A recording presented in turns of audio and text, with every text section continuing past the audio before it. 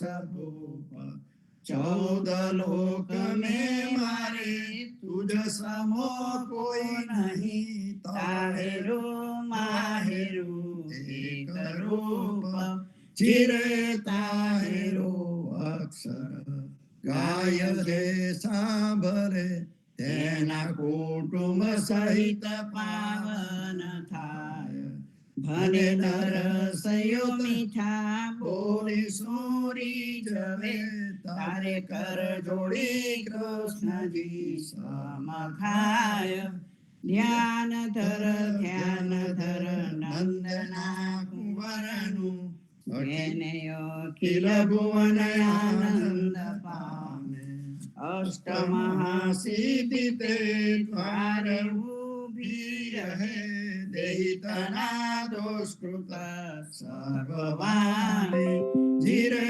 મોરના પીછનો મુગુટ મસ્તક ધર્યો મકરાકૃત કુંડલ કરણ ઝલકે નીલવટ તિલક તે સુભગ કેસર તના કંઠે મુક્તા ફલ હાર ઢલકે જીરે પ્રેમના નયન તે સુભગ આનંદ ભર્યા દિન પર દયાની જુએ રસ ભર્યા રાતડા કવિ કેમ વર્ણવે કોટી કંદર્પ જોતા જમાહે જીરે પીતાંબર પલવટ કટિત રુચિર છે ઉભેલા ત્રિભંગી બેનવાહે કદમના દ્રુમ તડે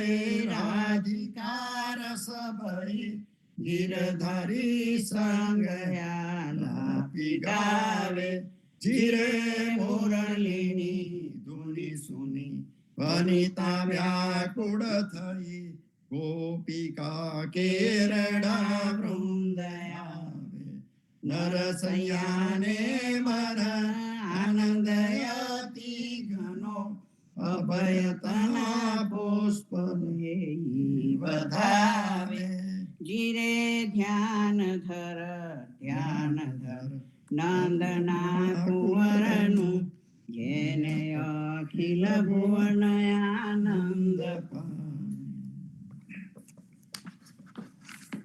વાડીએ જઈએ રે વૈષ્ણવ વાડીએ જઈએ ધન્ય ધન્ય પદ્મનાભને જંગલના ચોરસિયા આગળ પાછળ ઝાડ ઝૂંડને વચમાં પોતે વસિયા વાડીએ જઈએ રે વૈષ્ણવ વાડીએ જઈએ પદ્મનાભના દર્શન કરતા સુખિયા રે થઈએ વાડી તો વૈકુંઠ સરીખી દર્શને દુખણા રે હરિએ અધ્યારુને દર્શન દીધું એ જસુદાના છઈએ ગોકુલથી બાલો પાટણ પ્રગટ્યા પદ્મનાભ કહીએ અધ્યારુએ પ્રગટ ગુણ ગાયો 28 રહીએ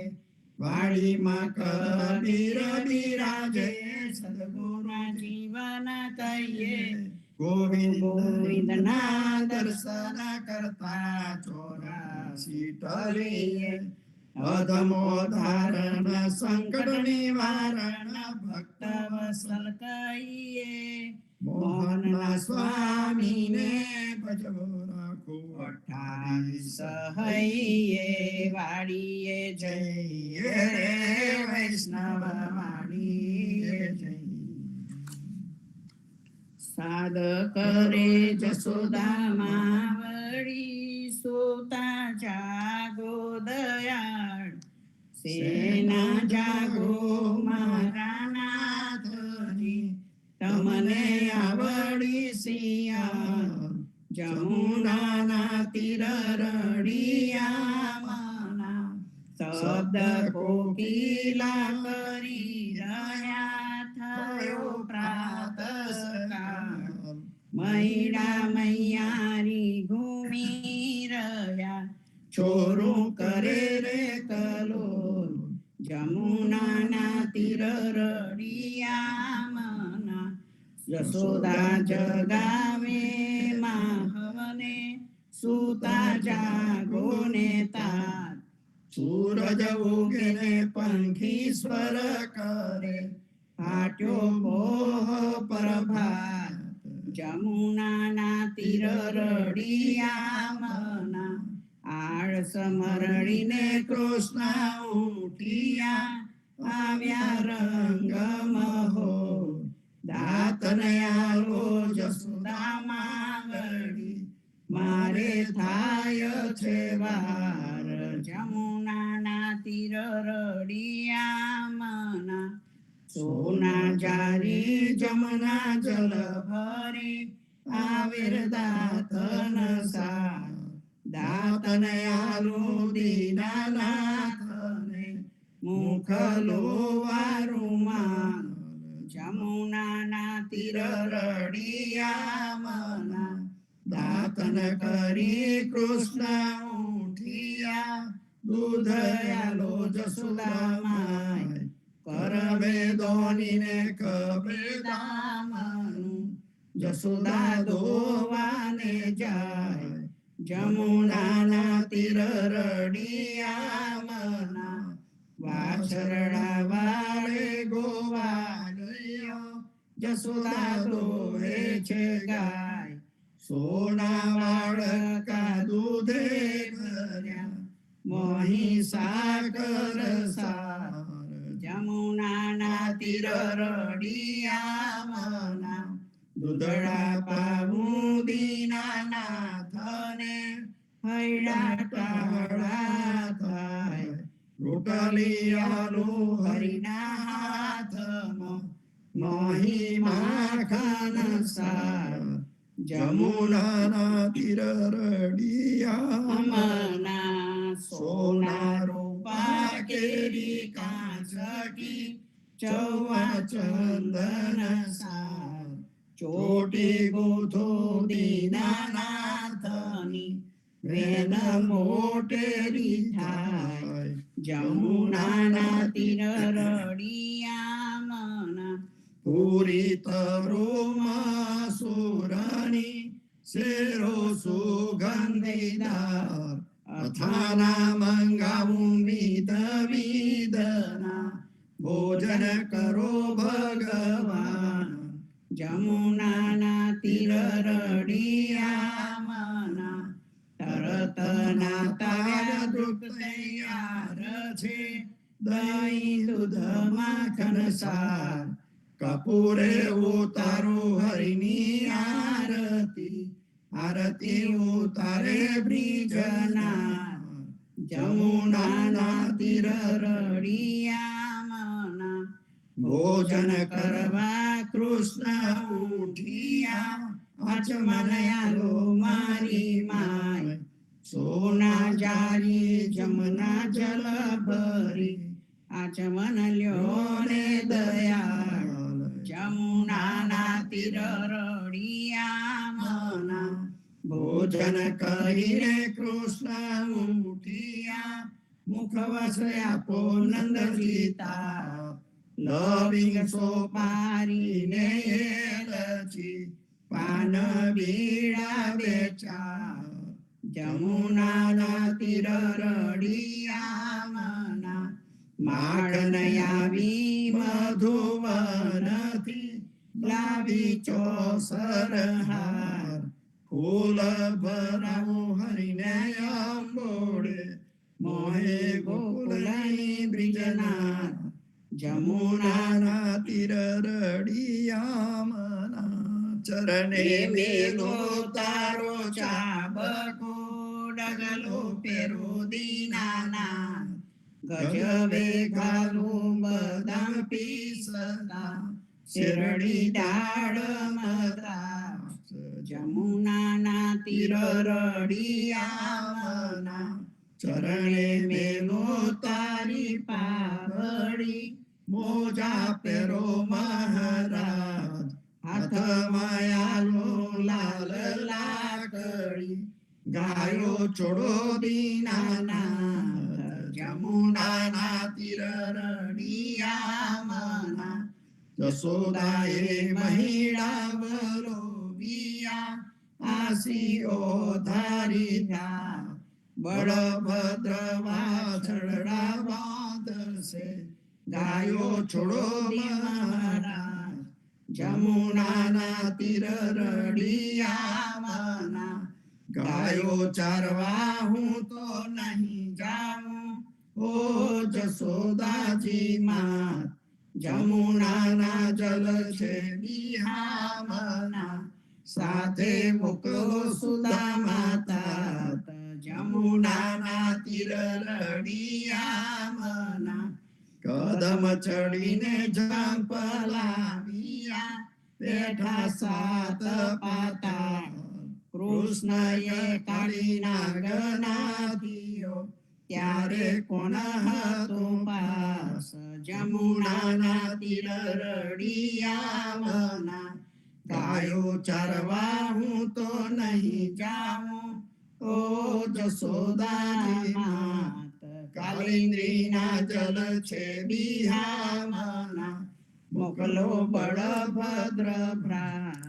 જમુનાના તીર રડિયામણા, કરથી ગોવર્ધન કર ગ્રહ્યો, ત્યારે કોણ હતું સાથ, ચલી આંગળી ઉપર રાખીઓ, ત્યારે કોણ હતું સાથ, જમુનાના તીર રડિયામણા, કાલિંદ્રીમાં ઝંપલાવ્યા, નાથ્યો કાલીનાગ, નાગનાથીને તમે સંચર્યા, તમને શું કરે સાથ, જમુનાના તીર રડિયામણા, ગોકુલ રાખ્યું રે લંતો, ત્યારે કોણ હતું સાથ, બ્રહ્મા વાછરડા હરી ગયા, ત્યારે કોણ હતું સાથ, જમુનાના તીર રડિયામણા, નવા નિપજાવ્યા તેટલા, કોઈએ ન જાણી વાત, બ્રહ્મા આવીને ચરણે નમ્યા, વાછરડા આલ્યા દીનાનાથ, જમુનાના તીર રડિયામણા, જમુનાને તીરે જય ઉભા, મુખ મુરલીની ટેક, વનમાં વગાડે રૂડી વાસળી, ગોપી સવ કીધો ઘેર, જમુનાના તીર રડિયામણા, ગાયો ચારીને કૃષ્ણ આવ્યા, ઓ જશોદાજી માત, નંદજીને આપો વધામણી, આવ્યા હળદર પ્રાત, જમુનાના તીર રડિયામણા, ગોકુળ લીલા જે કોઈ સાંભળે, ગાયે નર ને નાર, ભવસાગર ફેરો ઢળે, ગાયે માધવ દાસ, જમુનાના તીર રડિયામણા, ગાયે માધવ દાસ, જમુનાના તીર રડિયામણા, જીવનજી મહારાજ મારું શરણું તમારું, શરણું તમારું રામ, શરણું તમારું, જીવનજી મહારાજ મારું શરણું તમારું, કૃષ્ણ દાસને ભક્તિ આપી, સર્વે ભક્તોને કષ્ટી કાપી, ગુજર ગુજરનો ઉદ્ધાર કીધો, કેશવદાસને શરણે લીધો, ગુરુ સંગાતે યાત્રા વિશે મારવાડને મુગાર્યો, કૃષ્ણ કેશવને નિમિત્ત કરીને કાંઠો સુરત તાર્યો. પદ્મનાભ જ્ઞાનીજી દાદા સુખદેવજી ગોપાલા જીવનજીએ કૃપા કરીને ઉગાડ્યા સંભાળ. રામ કબીરની દળ નૌકામાં જીવનજી બેસાડે. કૃપા કરીને કબીર કૃપાનું ભવસાગર ઉતારે.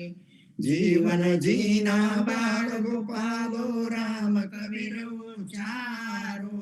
ભવસાગરથી તરવાનો એ સુંદર છે બહુમારો.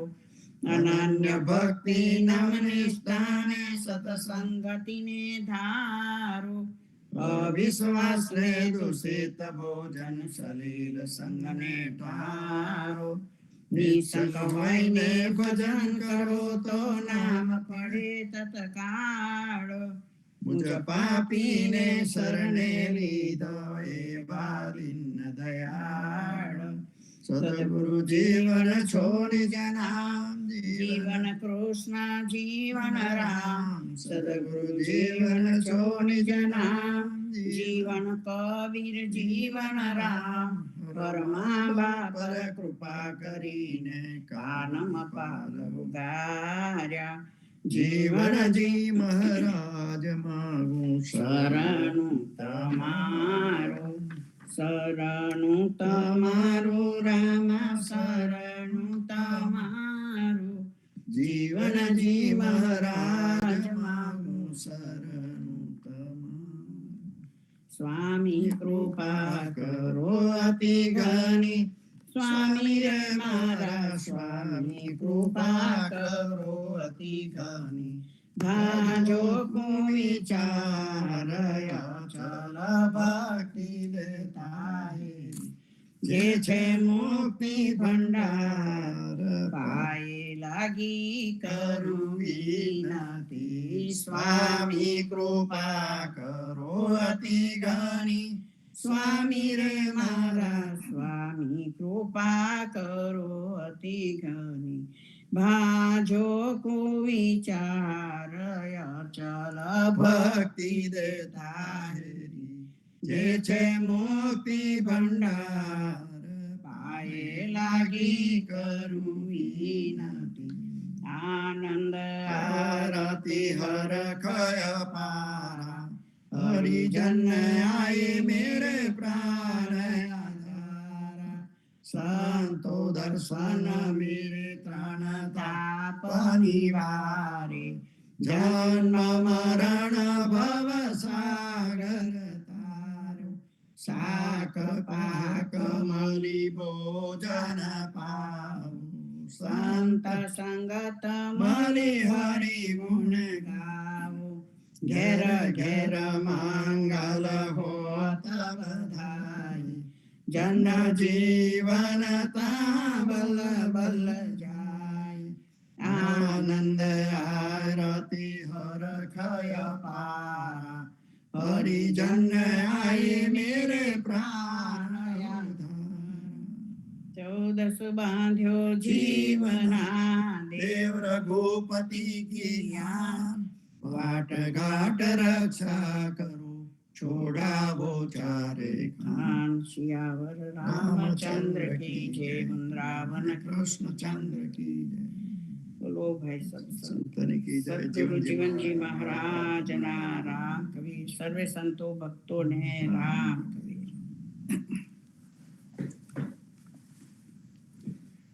કહેત કબીર સુનો ભાઈ સંતોમાંથી સાખી. कबीर यह तनम जात है सके तो ठोर लाभ. के सेवा कर साधकी के गोविंद के गुण गाव. આ દેહ વિષય વાસનાઓમાંથી જતું રહે છે. તેથી જો બને તો તેને સ્થિર રાખવી. કાં તો સંતની સેવા કર, કાં તો ભગવાનનું ભજન કર. કબીર મહતન જાત હૈ सके है तो ले बड़ो ही. रीते हाथे सो गए जीने जोड़ी लाख करोड़ी. આ શરીર તો ચાલ્યું જાય છે, પણ જો બને તો ફરી જન્મ યોગ્ય મનુષ્યનો મળે એટલા માટે ભજન ભક્તિ કરી લે, કેમ કે જેમને લાખો કરોડો ભેગા કર્યા તે પણ ખાલી હાથે ગયા. રામ કહા તિન લે કિયા જરા પહોંચી આય, મંદિર લાગા દ્વાર સો કછું કહા ટન ન જાય. જેમને સમજીને રામની ભક્તિ કરી તેમને ભજન કરી જાણ્યું, નહીતર ગળપણ આવી જવાનું છે અને દેહરૂપી ઘરને કાળરૂપી આગ લાગે ત્યારે ઘરમાંથી કાઢી શકાશે નહીં. કબીર કહા શું ગરવિયા ઈશ જીવન કી આસ, કેસું ફૂલે દિવસ ચાર ખંખર ભયા પલાસ. તું શા માટે અભિમાન કરે છે? આ યુવાનોની સો ભરોસો. કેસુડાના ફૂલ 4 દિવસ થોડો સમય ખીલે છે, પછી ખાખરડા પર લાગેલું કેસુડાનું ફૂલ ખરી પડે છે, તેમ યુવાની પણ જતી રહે છે. કબીર કહા શું ગરવિયા દેહી દેખ સુરંગ, વિસુડિયા મીલા નહીં જો કાચડી ભૂજંગ. સુંદર શરીર જોઈને ધમડ ના કરો. સાપને કાચડી ઉતાર્યા પછી પાછી મળતી નથી, તેમ તમને યૌવન પાછું મળશે નહીં. કબીર કહા ગુગરયા ઊંચા દેખ આવાસ, કાલ પરો ભૂએ લેટના ઉપર જામે ઘાસ. ઊંચા મહેલ જોઈને અભિમાન ના કરો. કાલે કે પરમ દિવસે ગમે ત્યારે જમીન પર સૂવું પડશે અને ઘાસ ઉગશે. યહ અવસર ચેલ્યા નહીં છૂટ્યો મોહી ઘાત, માટી મિલત કુંભાર કી ધની સહે શિરલાત. આ વખતે ભજન વગેરે માટે ચેત્યો નહીં તો મોટો દાવ ચૂકી ગયો અને શરીરમાં માટીમાં મળી જશે ત્યારે કુંભાર યમરાજની બહુ લાતો વેઠવી પડશે.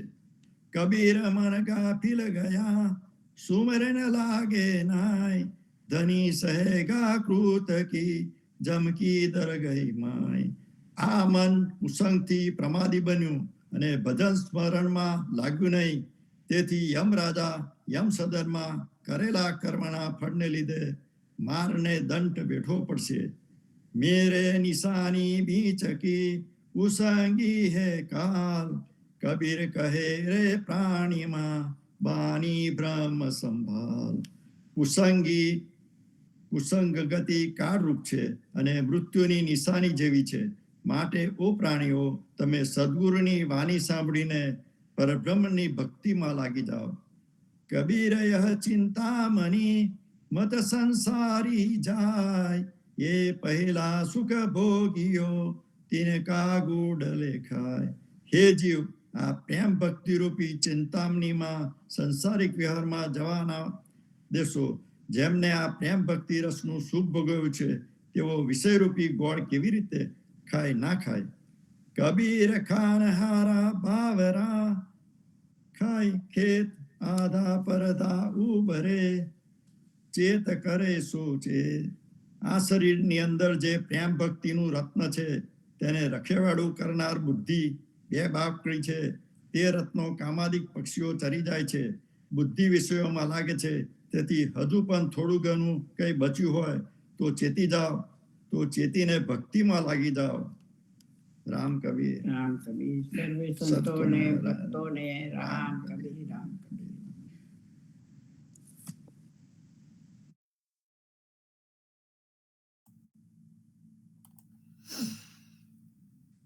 રામ કબીર. સર્વે સંતો ભક્તોને પ્રભાતના રામ કબીર. જીવનજી મહારાજને રામ કબીર, નામદેવ કબીરને રામ કબીર, અધ્યરુજી મહારાજને રામ કબીર, પદ્મનાભ ભગવાનને રામ કબીર, જ્ઞાનીજી મહારાજને રામ કબીર, સ્વામી પરિવારને રામ કબીર, હિત કૃપાને રામ કબીર. સર્વે સંતો ભક્તોને પ્રભાતના ફરીથી રામ કબીર, ભારતમાં સંધ્યાના રામ કબીર. સંતો ખૂબ જ સુંદર ભાવથી આપણા સત્સંગ કરીએ. જીવનજી મહારાજે આપણને જે પ્રણાલી આપી એ પ્રણાલીને સમજવાનો એક સુંદર પ્રયત્ન આપણે સર્વે કરી રહ્યા છે. હમણાં ગયા અઠવાડિયે કે કદાચ આજ અઠવાડિયે હશે, આપણી ભારતની મહિલા ટીમે ક્રિકેટની વર્લ્ડ ચેમ્પિયનશિપ જીતી. અને જે ક્રિકેટની વર્લ્ડ ચેમ્પિયનશિપ જીતી એ ક્રિકેટ ટીમે, એની પાછળનું મુખ્ય કારણ શું હતું? દરેક ખેલાડીને પૂછવામાં આવ્યું અને એક ખેલાડીએ બહુ સરસ જવાબ આપ્યો કે જે અમારો કોચ હતો ને, એ કોચે અમને શીખવાડ્યું.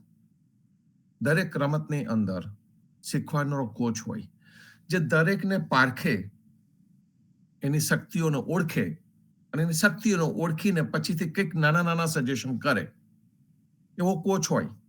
અને કોચ જે સારો હોય તે સામાન્ય ખેલાડીને પણ અસામાન્ય બનાવી શકે. ચોક્કસ ખેલાડીની અંદર સ્કિલ હોય પણ એ સામાન્યને પણ અસામાન્ય બનાવી દે. એ કોચનું કાર્ય છે. અને એ ખેલાડીએ કહ્યું કે જ્યારે દુનિયા જાત જાતની વાતો કરતી હતી, અમારા વખાણ કરે, અમારી ટીકા કરે, આ ના રમ્યા, પેલું જ રીતે ના રમી શક્યા, આની સામે આ રીતે રમવાનું હતું, જાત જાતની ભાત ભાતની કરોડો લોકો વાતો કરતા હોય, તે વખતે અમારા કોચે અમને એટલું જ કીધું કે ગેટ ઇન અ બબલ.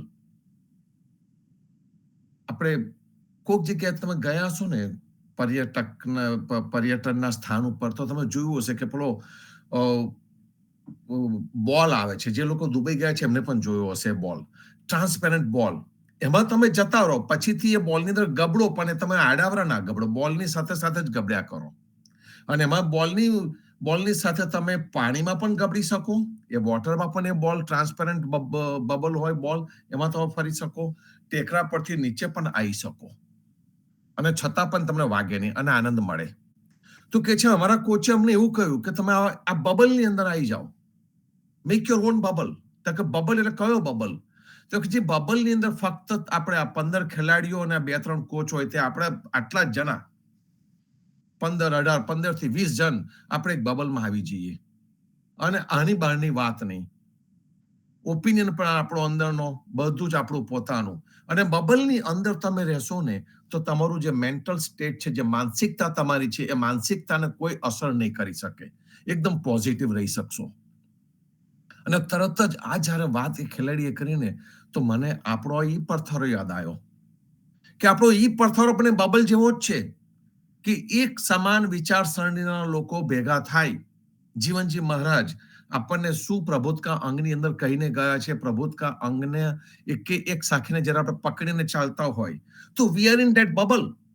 અને આ બબલની અંદર કોઈ પણ પ્રકારનો કચરો કોઈ પણ બાજુથી ન આવી જાય એની કાળજી આપણે કરતા હોઈએ છીએ. તો જીવનજી મહારાજે સામાન્ય સમાજમાંથી દરેક જે આવ્યા એ દરેકને અસામાન્ય બનાવીને ઉદા ભક્ત બનાવી દીધા. અને હવે શું થાય છે? હવે ઉદા ભક્ત જે અસામાન્ય છે એ અસામાન્ય ઉદા ભક્તમાંથી પાછા આપણે સામાન્ય થવા માટે ઇતર સમાજની અંદર જવાનું ચાલુ કરી દીધું. આપણી પોતાની ઓળખ, જે જગદીશ મહારાજ કહેતા હતા કે ઉદા ભક્તો સિંહ જેવા છે, જે સિંહની જે ઓળખ છે, એ સિંહની ઓળખ છે એ જ આપણી જતી રહી. અને શું કરવા બેઠા? તો કે પેલા બબલની બહાર નીકળ્યા, જીવનજી મહારાજના વિચારોની બહાર નીકળી ગયા. અને જીવનજી મહારાજના વિચારોની જે બહાર નીકળી ગયા, અને બહાર નીકળ્યા પછીથી જે ભૂલા પડ્યા, જે અટવાયા અને જે રીતે હેરાન થઈ રહ્યા, એ તો જેને ખબર પડે ને એને જ ખબર પડે.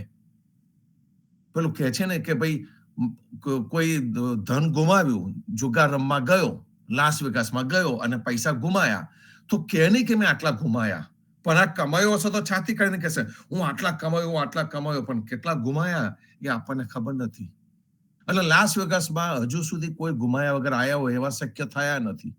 બધા ગુમાઈને જ આયા હોય, પણ ગુમાવેલું બોલે નહીં, મેળવેલું છે એટલું જ બોલે. એવું જ કંઈક આ થઈ રહ્યું છે કે જે ઉદા ભક્તોની જે સુંદર પરંપરા છે, જે પરંપરાની અંદર આપણને 4 પદાર્થ રૂપી ઉપાસના પદ્ધતિ આપવામાં આવી છે, એ ઉપાસના પદ્ધતિ આપણે ક્યાં મૂકીને આવ્યા, ક્યાં પાછળ છોડી દીધી, અને હવે નવી પદ્ધતિઓ પકડે છે. જીવનજી મહારાજે પ્રબોધકા અંગની અંદર આપણને આ દરેક વસ્તુની ચેતવણી આપેલી છે સંતો. અને જે ચેતવણી આપી છે એ ચેતવણીની અંદર આપણને ફક્ત એક જ વસ્તુ કીધી છે કે પ્રેમ ભક્તિ કરો. પ્રેમ પાત્રને અક્ષય પાત્ર કહેવામાં આવે છે. જેની અંદર આનંદ ભરપેટ છે, જેની અંદર પ્રેમ ભરપેટ છે, એ હંમેશા, પેલો વચ્ચે હું આર્કિમિડીઝના સિદ્ધાંતની વાત કરતો હતો કે આર્કિમિડીઝનો જે સિદ્ધાંત હતો એની અંદર પ્રયોગશાળામાં એ ઉભરાય છે. વાસણમાં મૂકેલી વસ્તુ, નાળચાવાળા વાસણમાં મૂકેલી વસ્તુ ઉભરાય છે. અને નાળચાવાળું વાસણ હોય તો આપણાથી ઇઝીલી એમાંથી કોઈ પણ પ્રવાહીને કાઢી દેવાય, એનું આખું ઊંધું વારી દેવાય વગર મહેનત કરે. નાળચું પકડ્યું અને એને ઊંધું વારી દેવાય.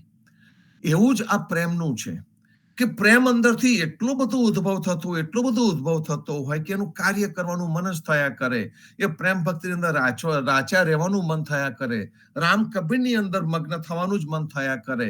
સહજ સમાધિમાં રહેવાનું મન થયા કરે. એવું એક સુંદર ભાવ જે ઉભો થાય. એટલા માટે આ પ્રેમ પાત્રને જ અક્ષય પાત્ર કહેવામાં આવે છે. અક્ષય એટલે કે જે કોઈ પણ દિવસ ખૂટે નહીં તેવું. કોઈ પણ દિવસ જે જેટલું પણ તમે નમાયા કરો, જેટલું પણ તમે પ્રેમ આપ્યા કરો, એટલો જ પ્રેમ આયા જ કરે. અક્ષય પાત્ર. અને એટલા માટે આપણે કૃષ્ણ અને રાધાને યાદ કરીએ છીએ. કૃષ્ણ અને રાધા બંને પ્રેમનું પાત્ર છે. એમને પ્રેમ કરેલો છે. ગોપીઓને યાદ કરી છે કે ગોપીઓ પણ પ્રેમનું અક્ષય પાત્ર છે. આપણા જે સંતો છે એ પણ પ્રેમનું અક્ષય પાત્ર છે. ભરપેટ પ્રેમ લઈને આપણા માટે ફરી રહ્યા છે. આપણને સદેહ સામાન્ય જેવા લાગે પણ એ અસામાન્ય છે. કેટલું બધો પ્રેમ લઈને આપણી વચ્ચે ફરી રહ્યા હોય. તો આવું જે પ્રેમનું પાત્ર છે એ પ્રેમના પાત્રને ઓળખીએ, એવા સાચા સંતને ઓળખીએ. અને એવા સાચા સંત જે આપણા પ્રબોધકા અંગની અંદર જે વચનો આપીને ગયા છે એ વચનોને આપણે જાણીએ. અને આ જે વચનો છે એને અત્યારે આપણે જીવનસ્થ કરવાનો પ્રયત્ન કરી રહ્યા છે. કદાચ કોઈક જગ્યાએ આપણે ઊના પડતા હોય તો પણ પ્રયત્નમાં ઊના ન પડીએ. પ્રયત્ન કરવાનો ચાલુ રાખીએ. અને પ્રયત્ન કરવાનો ચાલુ રાખવાથી આબજમીનનો ફેર પડી જાય છે સંતો. અને એ પ્રબોધકા અંગ ની અંદર નો આ જે પ્રેમ પાત્ર છે એ પ્રેમ પાત્ર એટલે કે અક્ષય પાત્ર એ આપણા અંદર આવે. આપણે પોતે પ્રેમ પાત્ર થઈએ, આપણે પોતે અક્ષય પાત્ર થઈએ અને આનંદની અંદર ઠલવાઈ પડીએ. એવો એક સુંદર ભાવ છે. અને ઘણી વખત શું થતું હોય છે કે આપણે આપણો આનંદ વ્યક્ત કરવા માટે, પ્રેમ વ્યક્ત કરવા માટે, એક હરિજન બીજા હરિજનને મળે વ્યક્ત કરવા માટે આપણે ખચકાટ અનુભવીએ છીએ. એ જયારે ખચકાટ અનુભવીએ ને એ આપણો અહંકાર છે. જો સાચો પ્રેમ હોય ને તો ખચકાટ આવે જ નહીં. કઈ ખૂટે છે એવો ભાવ પણ ના આવે. અને ભાવ એવો જ આવે કે મારી પાસે છે, સર્વસ્વ છે, સર્વસ્વનું આપેલું છે અને એ જ મારે લૂંટાવાનું છે. મારું પોતાનું તો કશું મારી પાસે નથી. આ એક ભાવ જ્યારે એની અંદર આવી જાય છે તે વખતે એક સામાન્ય જન હરિજન થઈ જાય છે. એક સામાન્ય મનુષ્ય ઉદા ભક્ત થઈ જાય છે. જ્યારે જીવનજી મહારાજે ઉદા ભક્ત તરીકેની ઓળખ આપી સામાન્ય જનને, ત્યારે આ રીતે આપી હતી. અને એ રીતે આપણને પ્રબોધકા અંગ મળ્યો. અને પ્રબોધકા અંગની આપણે સાખી 177 ગયા વખતે જોતા હતા. અને જોઈને આપણે વિચાર કરતા હતા કે દોનો ગયરે જીવના ગાધે ઓર બ્રહ્મચાર, કે બાવાના બેવ બગડ્યા એને એવી દશા થઈ ગઈ. તો કે શું થયું? તો કે ગાધે એટલે કે જે કુટુંબની સાથે આપણે વ્યવહાર કરતા હોય, સંસારમાં જે રીતે આપણે રહી શક્યા છે, ના સંસારના રહી શક્યા, ના બ્રહ્મચાર એટલે કે ના બ્રહ્મની ભક્તિ કરી શક્યા. દોનું ગયરે જીવના. કેમ આવું થયું? તો કે રામ ભક્તિ જાણી નહીં. જે રામની સાચી ભક્તિ છે એ જાણી નહીં. છોડ્યો કુલ આચાર. જે આપણે ઉદા ભક્તોનો કુલ અને આચાર છે એ પણ એનું પાલન ન કર્યું, એને આપણે છોડી દીધો તો શું થાય? બાવાના બેવ બગડ્યા એના જેવું. કે સંસારમાં પણ ના મજા આવી, ના આધ્યાત્મિકતામાં મજા આવી, ના આત્મકલ્યાણ થયું, ના બીજા કોઈનું પણ કલ્યાણ થયું. ના ભૌતિક સુખ મળ્યું, ના આધ્યાત્મિક સુખ મળ્યું. એટલે જીવનજી મહારાજ અહીં આગળ આપણને ચેતવી રહ્યા છે કે જે વ્યભિચારી ભક્તિ છે એ વ્યભિચારી ભક્તિને છોડો. અને જે સુંદર છે સંત સંગત, 4 પદાર્થ રૂપી સંસ્કાર જે આપણને આપ્યા છે એ 4 પદાર્થ રૂપી સંસ્કારને એ ઉપાસના પદ્ધતિને પકડી રાખો. બીજી દરેક કર્મકાંડી ઉપાસના પદ્ધતિને છોડો. જો તમે એને છોડશો તો તમારા બાવાના બેવ બગડે નહીં. એક સુંદર રીતે આપણને જીવનજી મહારાજ આ 177 નંબરની સાખીની અંદર કહી રહ્યા છે કે અનન્ય ભક્તિના જે નિયમો છે એને છોડી ન દેતા. જો તમે એને છોડી દીધા તો બાવાના બેવ બગડ્યા એના જેવું થશે. અને આ જે અનન્ય ભક્તિના જે નિયમો છે કેટલા સરળ અને સીધા. 4 પદાર્થ રૂપી ભક્તિ કરવા માટે પ્રેમ ભક્તિ કરવા માટે તમારે શું જોઈએ? ભગવાને જે આપીને તમને મોકલ્યા છે એના સિવાય કોઈ વસ્તુ જોઈતી નથી. જીવનજી મહારાજે આપણને મંદિરો ન આપ્યા, આપણને પડથારા આપ્યા. પડથારો એટલે કે જગ્યા. એક એવો ઉદા ભક્ત કે જે ઉદા ભક્ત કાર્ય કરવા તૈયાર છે, કે એક એવો ઉદા ભક્ત કે જેને જીવનજી મહારાજના વિચારોમાં અનીન શ્રદ્ધા છે. એક એવો ઉદા ભક્ત કે જે પોતાના જીવનને નૈતિકતાના ધોરણોથી ચલાવતો રહેલો છે. એવો ઉદા ભક્ત જ્યારે પડથારો એને ત્યાં હોય અને એને ત્યાં આવતા ભક્તો હોય, તેમની પર એની અસર થવાની જ છે. એનું કારણ છે કે એને બધા નીતિ નિયમોનું આચરણ કરેલું છે અને એ આચરણથી બંને સરસ રીતે ચાલી શકે છે. સંસાર પણ સારો ચાલે, અધ્યાત્મ જીવન પણ સારું ચાલે. અને એ જીવનજી મહારાજ અહીંયા કહી રહ્યા છે, આપણું જીવન કયા પ્રકારનું હોવું જોઈએ એના માટે જીવનજી મહારાજ આ સાખીની અંદર આપણને પ્રબોધ કરે છે. અને એની આગળ કબીરજી પણ કહે છે કે દુવિધા મેં દો ગયા માયા મિલીના રામ, કે મારું મન જ અસ્થિર વૃત્તિ વાળું હતું. જે પ્રેમચંદ મહારાજ જ્ઞાનીજી મહારાજની એક પુસ્તક લખે છે અને એ પુસ્તકની અંદર પણ ઓર દૂજાના કોઈ, બીજું કોઈ નહીં, એક મારો રામ. જ્ઞાનીજીને જ્યારે સાચા રામની ખબર પડી ગઈ, કબીરે સમજાવ્યું, તે વખતે એમને બીજું કશું દેખાયું નહીં. એમને ફક્ત એકનું એક જ દયું. એ દુવિધામાં નતા, પહેલા દુવિધામાં હતા, પણ કબીરને મળ્યા પછી દુવિધામાં રહ્યા નથી. આપણે પણ જીવનજી મહારાજના વિચારોને લઈએ પછી દુવિધામાં ન રહીએ. જગદીશ મહારાજને પુસ્તકોને વાંચીએ તો દુવિધા ન રહે. પ્રેમચંદ મહારાજને સાંભળીએ, દુવિધા ન રહે. તો એવું કે છે દુવિધા મેં દો ગયા માયા મિલે ન રામ, કે જ્યારે હું અસ્થિર મનની સ્થિતિ હતી તે વખતે હું દ્વિધામાં હતો, આ કરું કે પેલું કરું, એવું એક સ્થિતિમાં ફસાઈ ગયો હતો. તે વખતે મને શું થયું? કબીર કહે છે કે માયા ન મિલે રામ, કે એને સંસાર પણ નથી મળતો ને રામ પણ નથી મળતો. જે જીવનજી મહારાજે સાખીમાં કહ્યું એવું જ કબીર આ સાખીની અંદર કહે છે, એકાએકી હો રહે સાહેબ કબીર રામ. એકાએકી હો રહે, એકાએકી જીવના. દૂજા સદગુરુ બેલ જીવનજી મહારાજની સાખી. એકાએકી હો રહે એટલે કે તમારા બંનેની અંદર એકત્વ આવી જાય, ફેર ન રહે. સાહેબ કબીર રામ, તો પછી રામ અને કબીરમાં કોઈ ફેર ન રહે. રામ જ કબીર થઈ જાય અને કબીર જ રામ થઈ જાય. એવી જે એકાત્મતા આવે, એ એકાત્મતાની વાત કરે છે કે એ તમે ક્યારે મેળવી શકો? કે જ્યારે તમારી અંદર એક નિષ્ઠા હોય ત્યારે. જગદીશ મહારાજ હંમેશા કહેતા હતા કે નિષ્ઠાવાળી ભક્તિ કરો. તો જે નિષ્ઠા એ જ્યારે મળે તમને, તે વખતે રામ અને કબીર એક થઈ જાય. રામ કબીર જે સમજવાનું છે ને તે આ જ છે. જે નિરંકારી ભક્તિ છે, રામ કબીરની જે ભક્તિ છે, એ ભક્તિની ઉચ્ચતમ કોટી આપણને અહીંયા બતાવવામાં આવી છે. અને પછી કહે છે કે રે મન કછું ન કરી શકા સરાના એકો કામ, કે પણ જેને એક નિષ્ઠા જ નથી રાખી, એ ડગમગ મનવાળા નું કશું કામ સરવાનું નથી. કબીરે એક સુંદર રીતે આપણને દ્વિધાની અંદરથી કેવી રીતે બહાર નીકળવું, મનને કેવી રીતે મનાવી લેવું, એનો એક સુંદર રસ્તો પણ આની અંદર બતાવ્યો છે. એના પછી 178 નંબરની સાખીની અંદર જીવનજી મહારાજ આ જ વાત ફરીથી કરી રહ્યા છે કે ચાર છબી સબ જીવના જહાં હરિજન કા નહીં વાસ. ચાર છબી એટલે માનો કે આપણે અરીસાની સામે ઉભા થઈ ગયા અને અરીસાની સામે ઉભા થઈ ગયા અને અરીસામાં સારું દેખાતું ન હોય તો આપણે શું કરીએ? અરીસો ચોખ્ખો કરીએ, કારણ કે અરીસાની ઉપર થોડીક ધૂળ છવાઈ ગઈ હોય, કોઈ કચરો છવાઈ ગયો હોય, તો આપણે એને ચોખ્ખું કરી નાખીએ અને તે વખતે આપણને અરીસામાં આપણું પોતાનું જ પ્રતિબિંબ સરસ દેખાતું હોય છે. તો જીવનજી મહારાજ કહી રહ્યા છે કે ચાર છબી સબ જીવના, કે દરેકની ઉપર કોક ને કોક પ્રકારની ધૂળ કે રાખ છવાઈ ગયેલી છે. કેમ છવાઈ ગઈ છે? તો કે જહાં હરિજન કા નહીં વાસ, જ્યાં હરિજન ન રહેતા હોય એ દરેક જગ્યાએ ધૂળ અને રાખ જ હોય. એનો મતલબ કે નિસ્તેજતા હોય, ત્યાં તેજ ન હોય, ત્યાં તેજનો અભાવ હોય. જ્યાં હરિજન બેસી ગયા હોય ત્યાં તેજ જ તેજ હોય, ત્યાં પ્રકાશ હોય. અને એટલા માટે આપણી આગળ પહેલા વિશ્રામની સાખીઓની અંદર પ્રેમ ભક્તિ અને પ્રકાશ આવે છે. આપણા લોગોમાં આપણે પ્રેમ ભક્તિ અને પ્રકાશ મૂક્યો છે કે ઉદા ભક્તિની અંદર પ્રકાશ હોય, તેજ હોય, तो જ્યાં આગળ છાડ છબી સબ જીવના જહાં હરિજન કા નહીં વાસ, તો રાખ અને ધૂળ જેવું નિસ્તેજ વાતાવરણ લાગે.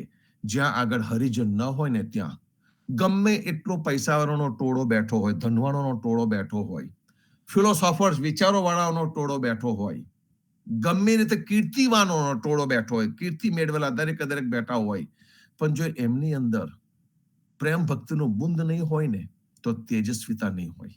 અને એ અહીંયા કે છે છાડ છબી સબ જીવના જહાં હરિજન કા નહીં વાસ, જ્યાં હરિજનનો વાસ નથી ત્યાં આગળ નિસ્તેજતા જ રહેવાની. અને એટલા માટે તો જીવનજી મહારાજે આનંદ આરતી અંદર આપણને કહ્યું, હરિજન આયે મેરે પ્રાણ આધારા. જીવનજી મહારાજનો પ્રાણ હતા હરિજનો, અને હરિજનોની વચ્ચે જીવનજી મહારાજ વસતા હતા. આગળ પાછળ ઝાડ ઝૂંડને વચમાં પોતે વસ્યા. તો જે આગળ પાછળનું જે ઝાડ ઝૂંડ છે એમાં પ્રકૃતિનો તો સ્વીકાર છે જ, પણ એની આજુબાજુ હરિજનોની વચ્ચે જ્યારે બેઠેલા હોય, રાજાજી બેઠા છે પરબ્રહ્મ આગળ, સંતો માની તારે, એ જે વસ્તુ થઈ રહી છે એ આપણને અહીંયા બતાવવામાં આવી છે. છાડ છબી સબ જીવના જહાં હરિજન કા નહીં વાસ, એટલે હરિજનનું મહત્વ જીવનજી મહારાજ અહીંયા આપણને બતાવી રહ્યા છે. અને હરિશરણ નું પણ મહત્વ આપણને અહીંયા બતાવ્યું છે. ઉદા ભક્તોની એક જ જ્ઞાતિ એવી છે કે જેની અંદર જીવતા પણ હરિશરણ, અને જ્યારે નિજ ધામ જાય ત્યારે પણ આપણે હરિશરણ કહીએ. જેને જીવન પર્યંત હરિનું શરણ સેવેલું છે, જે જીવન પર્યંત જીવતા પણ હરિશરણ થયેલો છે, હરિને શરણને થયેલો છે, એ કુદરતી રીતે જ જ્યારે શરીરને છોડે ત્યારે હરિશરણને પામે જ. એ વસ્તુ જીવનજી મહારાજ કહે છે કે હરિજન નો જ્યાં વાસ નથી ત્યાં આગળ ફક્ત ને ફક્ત નિસ્તેજતા જ હોય.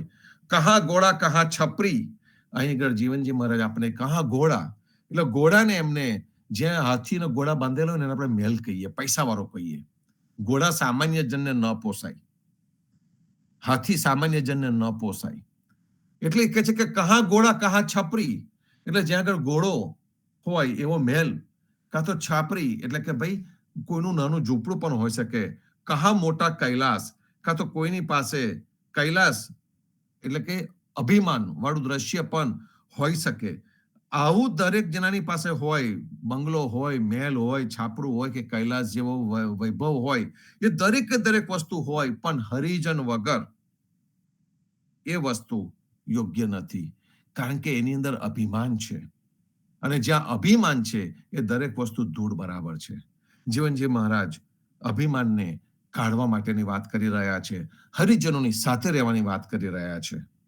એના પછીની સાખીની અંદર સંત સંગત ભાવે નહીં કરે મુક્તિ કી આસ.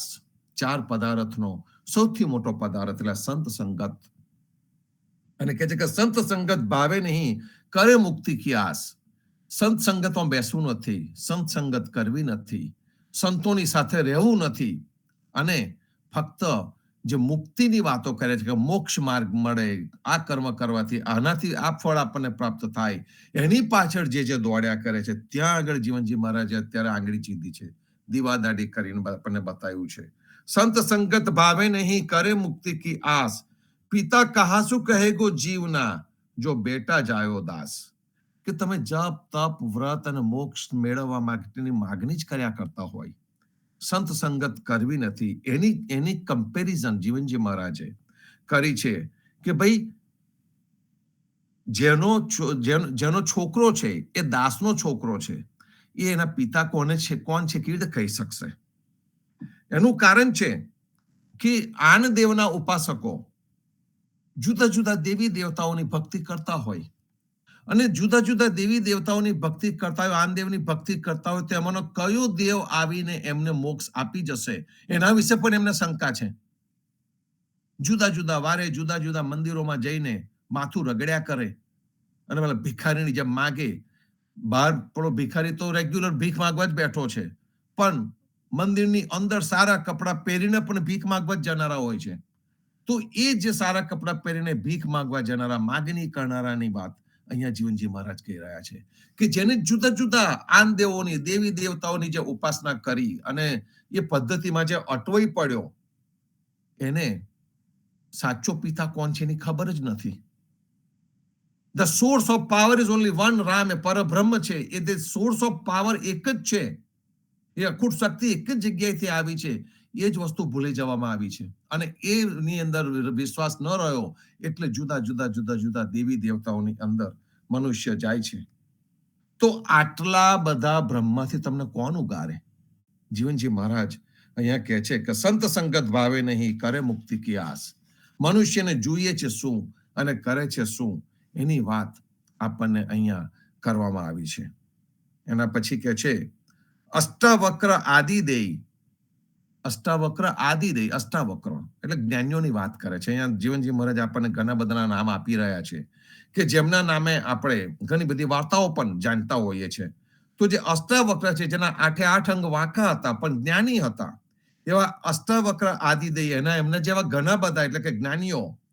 પછી કે છે બ્રહ્મા, સુખદેવ, વ્યાસ, બહુ મોટા મોટા કાર્ય કરી શકેલ એવા બ્રહ્માની વાત કરે છે. સુખદેવની વાત કરે છે, વ્યાસની વાત કરે છે કે જેને ધર્મ બતાડ્યો છે. કંસ ચેરી આગળ જીવના. કંસ ચેરી, ચેરી એટલે કે દાસી. કંસની દાસી હતી કુબ્જા. જીવનજી મહારાજ ક્યાં ક્યાં કમ્પેરિઝન કરે છે જુઓ તમે. એમને અષ્ટાવક્ર બતાડ્યા, બ્રહ્મા બતાડ્યા, સુખદેવ બતાડ્યા, વ્યાસ બતાડ્યા કે જેના પર અત્યારે આપણે સંપૂર્ણ આધાર રાખીને બેઠા છે. અને જે કંસની દાસી કુબ્જા હતી, એ કુબ્જા ને ફક્ત આપણે વાર્તામાં જાણી છે, પણ જીવનજી મહારાજ એને આગળ કરીને કહે છે કે કુબ્જાની અનન્ય ભક્તિ હતી. અષ્ટાવક્રના 8 અંગ વાંકા હતા, બીજા કુબ્જા હતી. કુબ્જાના પણ અંગો વાંકા હતા. કુબ્જા પણ કુરૂપી હતી, એનામાં સહેજ પણ રૂપ હતું નહીં. અષ્ટાવક્ર પાસે જ્ઞાન હતું, બુદ્ધિ હતી. કુબ્જા પાસે એ બધું નહોતું, પણ કુબ્જા પાસે કૃષ્ણ માટેની અનન્ય ભક્તિ હતી. તો જીવનજી મહારાજ અહીંયા કમ્પેર કરી રહ્યા છે કે જેના 8 અંગો વાંકા છે એવો અષ્ટાવક્ર જ્ઞાની હતો, અને જે કુબ્જા એટલે કે જે રૂપાળી સહેજ પણ ન હતી, પણ એને કૃષ્ણની અનન્ય ભક્તિ હતી. તો કંસ ચેરી આગળ જીવના, સબકો હો ગયે દાસ. એટલે કે જે આની અનન્ય ભક્તિ વાળી જે કુબ્જા હતી ને, એની આગળ બીજા બધા પાણી ભરે. અષ્ટાવક્ર હોય કે પછી બ્રહ્મા હોય કે પછી સુખદેવ હોય કે વ્યાસ હોય. અને એટલા માટે આપણે ગોપી ભક્તિની વાત કરીએ કે જે ગોપી ભક્તિ છે, એ ગોપી ભક્તિ એ છે સંતો. રાધાની ભક્તિ એ છે. જે પ્રેમ ભક્તિ છે એની આગળ દરેકે દરેક વસ્તુ પાણી ભરે. અને એ જીવનજી મહારાજ આપણને 180 નંબરની સાખીમાં કહી રહ્યા છે સંતો. આગળની સાખી આપણે ગુરુવારે જોઈશું. આ વીકેન્ડમાં આપણે પૂનમની ઉજવણી કરવાના છે. ગયા વીકેન્ડમાં પુણ્યાત્મા પૂનમની ઉજવણી થઈ હતી. સમયને રીતે આપણને અનુકૂળ અહીંયા હતું નહીં, મહારાજ પણ અવેલેબલ હતા નહીં, એટલે આપણે ગયા વીકે પૂનમની ઉજવણી નથી કરી. આવતા વીકે પૂનમની ઉજવણી કરવાના છે. એમાં પ્રથમ વિશ્રામ અધ્યયનજી મહારાજના કીર્તનનો પ્રથમ વિશ્રામનો પારાયણ આપણે કરવાના છે.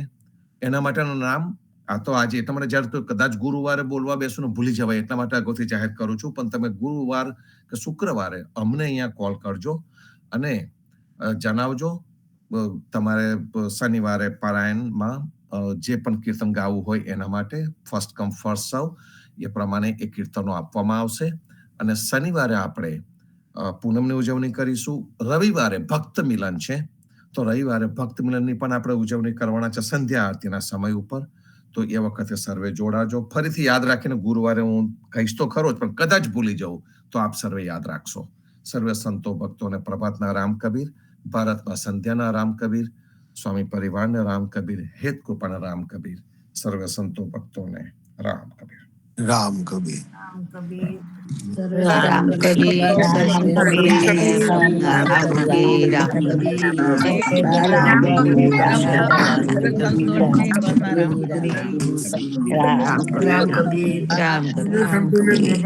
કબીર,